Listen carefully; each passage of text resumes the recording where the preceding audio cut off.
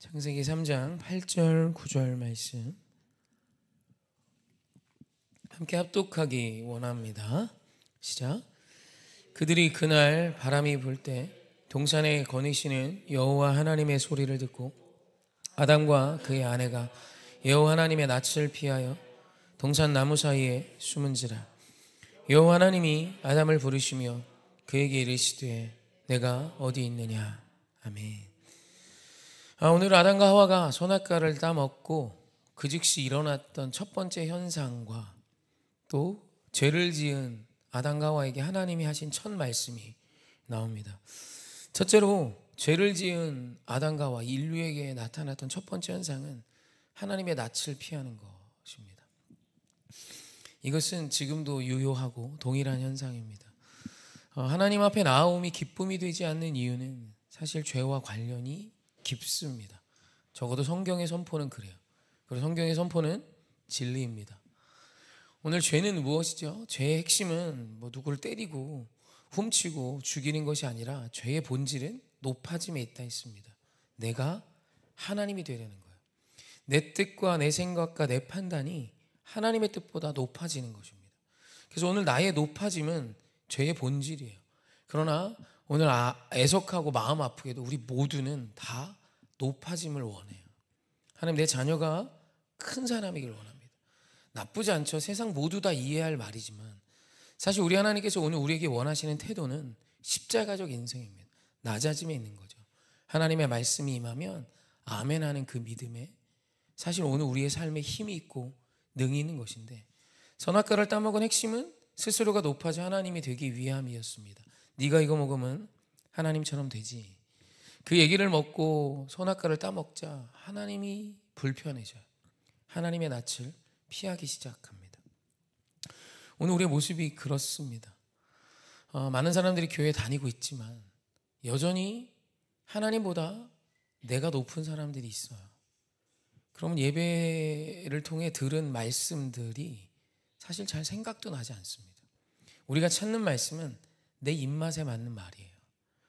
그래서 내 입맛에 맞는 말 한 구절 외워서 그거 선포하고 살면 믿음인 줄 아는 거죠. 여러분, 하나님은 오늘 말씀 한 구절로 임하시는 분이 아닙니다. 여러분, 하나님을 아는 자는 하나님 앞에 순복하게 되어 있어요. 내 원수를 사랑하라 하나님 말씀하셨습니다. 성경의 두 기둥에 원수, 하나님 사랑, 이웃 사랑. 그래서 원수를 사랑하는 것이 이웃 사랑이 아주 중요한 가치인데, 여러분, 이 가치 앞에 오늘 우리는 순종하기 위해 애써야 하는 거예요. 근데 순종하기 위해 애쓰기보다 하나님의 이름으로 원수를 미워하는 자들이 꽤 있음을 저는 목회 현장에서 보았습니다. 그리고 신앙의 연륜이 쌓이면 쌓일수록 너무 똑똑해지세요.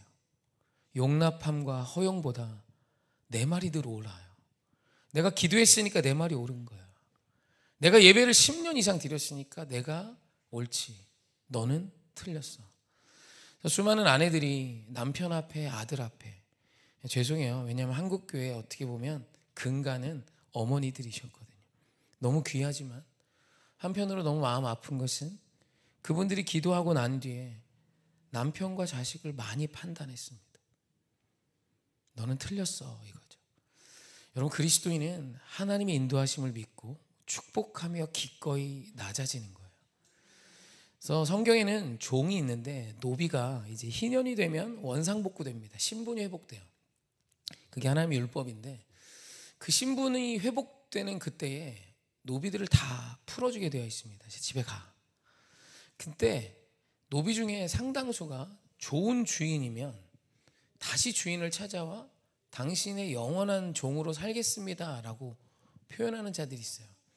왜냐하면 아무리 회복이 돼도 희년이 1년에 한 번, 2년에 한 번 오는 게 아니라 49년, 50년째 오는 거기 때문에 사실 노비로 이렇게 살았으면 사실 이곳이 익숙하죠.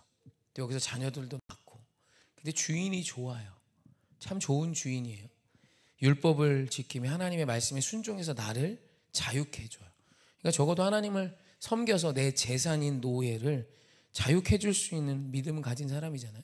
이거 쉽지 않죠. 근데 이제 그 중에 상당수가 다시 주인한테 와서 나는 당신의 종으로 살겠습니다 라고 말하는 사람이 있습니다. 그러면 그 사람을 벽에다 세워놓고 귀를 뚫게 했어요. 그런 종은 둘로스라고 합니다. 그냥 종이 아니라 슬레이브란 뜻이 아니라 스스로 자처하여 종이 된 사람. 그래서 그 둘로스의 확장 안에 목회자들이 들어있어요. 그래서 이제 목사님들 보면 여기 로망카라 옷 아시죠? 성직자들요. 몰라요? 이렇게 있는데 그게 원래 원뜻이 계줄입니다. 계줄에서 모티브가 온 거예요. 그래서 우리는 하나님에게 목줄이 잡혀져 있는 인생이지. 하나님이 땡기면 나는 가는 거야. 제가 안 입는 건 너무 더워서 너무 더워서. 내 목줄이 없다는 건 아니고요. 제가 잘 안 입습니다. 더워서 쓰러질 것 같아요. 나중에 설교만 할 수 있을 때가 되면 어쩌고 입을지도 모르겠어요. 아무튼 그 로망카라가 그런 의미예요. 그러니까 스스로 종이 되는 것이 둘로스죠.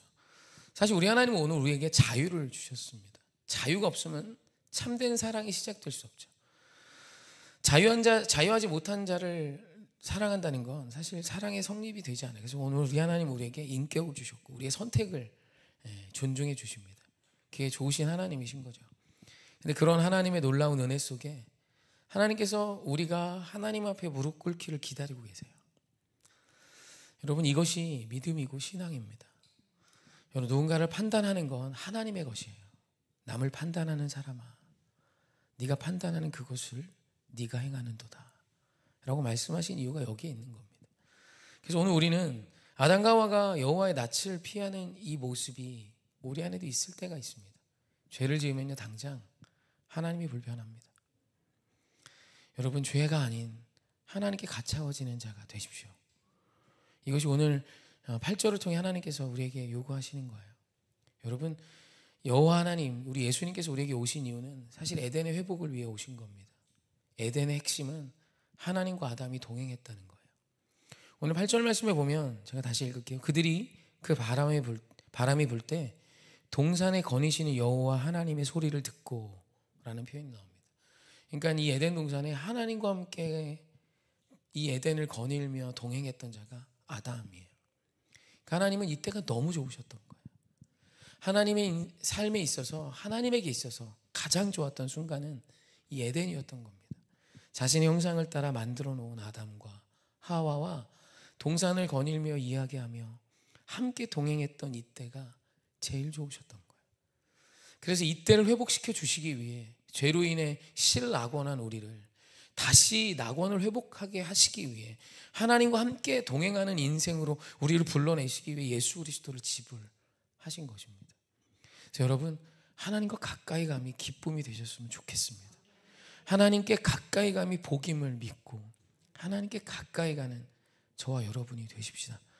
혹 하나님과 멀어져 계십니까? 예배를 통해 회복하십시오. 말씀을 통해 회복하십시오. 하나님 앞에 나옴이 기쁨과 즐거움이 되시길 주님의 이름으로 축원합니다. 그리고 9절 말씀이 있습니다. 하나님께서 죄를 지은 아담에게 하신 첫 번째 말이에요. 너 어딨니? 입니다. 지금 아담에게 너 왜 죄졌어? 다 아시죠? 너 왜 선악과 따먹었어? 우린 보통 이렇게 이야기할 겁니다. 너 이놈이라고 호통을 칠 것 같아요. 그런데 아담에게 이렇게 말씀하세요. 너 어디 있니? 하나님 모르실까요? 아담이 지금 숨었는데 하나님이 거기 아담이 어디 있는지 몰라서 너 어디 숨었니? 라고 지금 찾고 계시는 게 아니겠죠. 전능하신 그분은 압니다. 여기는 아주 중요한 신학적인 메시지가 있습니다. 여러분, 죄로 인해 나타난 첫 번째 현상이 하나님의 낯을 피하는 것이라면 죄로 인해 나타난 두 번째 현상은 내 위치를 이탈하는 것입니다. 하나님께서 아담에게 물으세요. 너 지금 어디 있니? 라고 물으시는 건 지금 네가 있는 그곳이 네 위치가 아니라는 겁니다. 나는 너를 에덴을 경작하는 자로 지어 이 땅에 세웠고 나와 함께 동행하는 나의 자녀이자 나와 함께하는 나의 백성이자 나와 함께하는 사람으로 너를 지었는데 넌 지금 어디 있니? 나를 대적하는 자리로, 스스로가 하나님이 되는 자리로, 스스로가 하나님이 되어 판단하는 자리로 올라가 있는 것 아니니? 라고 말씀하시는 겁니다. 그래서 죄를 많이 짓고 죄가 쌓이면 남편이 남편의 자리에서 이탈합니다. 그가 어떤 부드러운 말을 하고 어떻게 보이든 여러분, 사람은요 살인자도 가까이 가서 이야기하면 긍휼함이 생겨요. 사람은 다 알고 보면 괜찮아 뭐 이런 얘기 하잖아요. 사람은 다 알고 보면 사랑할 만합니다. 귀함이 있어요. 중요한 건 그 귀한 존재가 자꾸 죄가 쌓이고 하나님과 멀어지면 이제 나에게 주신 자리를 이탈하기 시작합니다. 남편이 남편의 자리에 있지 않아요. 죄 때문입니다. 아내가 아내 자리에 있지 않습니다. 이거 괜찮은 거 아니에요. 자식이 자식의 자리에 있지 않아요. 요즘은 학생이 학생의 자리에 있지 않습니다. 학생이 선생보다 위에 있는 시대예요. 그럼 누가 제일 불행합니까? 학생이 불행합니다. 여러분, 이거 부모님 작품이에요. 내 자식에게 선생을 무서워해라 라는 걸 가르치질 않았습니다. 그럼 이 아이들에겐 선생이 없는 인생이 되는 거예요. 죄로 인해 위치를 이탈해버리고 스스로가 높은 자리로 기어 올라가면 누가 제일 불행하냐면 높아진 그 사람이 제일 괴로운 겁니다. 여러분, 학생에게 존경할 만한 선생이 없다는 거 얼마나 큰 지옥이고 아픔입니까? 멘토를 잃어버린 거예요. 부모도 마찬가지죠. 오늘 자식들이 치킨 먹을 때 다리는 먼저 남편 주세요. 그럼 아빠를 통해서 자식 가게. 저희 집은 그렇게 하고 있습니다. 그래서 저희 아이들이 닭다리를 이렇게 건들면서 아빠 나 이거 먹어도 돼. 저한테 맨날 허락받아요. 먹거라. 그럼 애들이 먹습니다. 아무것도 아닌 것 같지만 닭은 신기하게 다리가 2개밖에 없습니다. 4개면 더 좋은데, 그죠? 2개라 이 2개 갖고 차지하는 싸움이 있을 수 있어요. 그런 건데 저희 새아이도 닭다리가 좋죠. 그래서 치킨 한 마리 시키면 다리만 이렇게 따로 시키는데 항상 묻습니다. 아빠 나 이거 먹어도 돼? 할아버지 계시죠? 할아버지 나 다리 먹어도 돼요? 불편하지만 꼭 묻게 합니다. 순서가 네가 그 다음이라는 거예요. 물론 아이들이 늘 다리 먹습니다. 을에 이제는 다리 내 거란 생각도 합니다. 하지만 묻게 해요. 먼저 먹으면 아니, 제일 좋은 건 어른 먼저. 사실 이것이 진짜 중요한 교육이에요. 오늘 우리가 위치를 이탈하는 건 사실 내가 높아짐에 있어요. 내 자식을 자꾸 높이면 이 아이가 나중에는 나도 멸시합니다. 오늘 우리 인생을 다 잘 돌아보십시오. 오늘 나는 정 위치에 계십니까? 제자리에 계세요? 오늘 여러분 위치로 돌아오는 것이 회복이에요. 하나님이 지금 물으세요. 너 지금 남편의 자리에 있니? 너 지금 아내의 자리에 있니? 너 자식의 자리에 있니? 너 좋은 남편이야? 너 좋은 목사야?